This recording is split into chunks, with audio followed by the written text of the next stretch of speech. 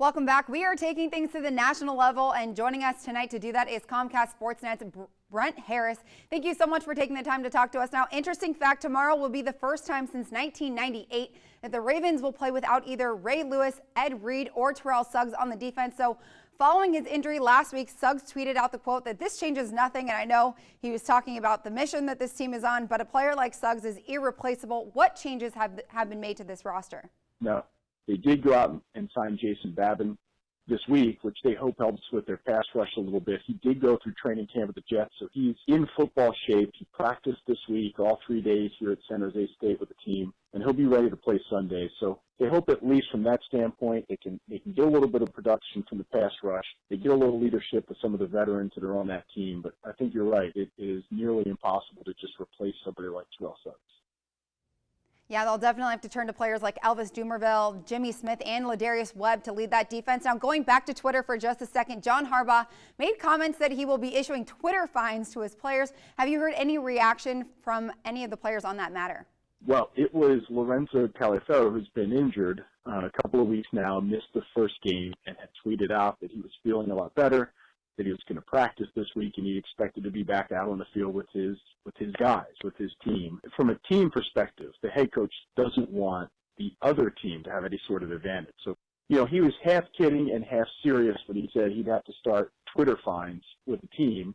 But I think the message was clear because within a few hours, Taliaferro had taken that tweet down. Definitely. Well, you're actually out in the Bay Area right now. That's where I'm from. So you've been able to keep a close eye on the Ravens all week long. How big is tomorrow's game against the Raiders? Just talking to some of the players and coaches, they feel like they got a lot of work done, that this team is very focused on this game Sunday.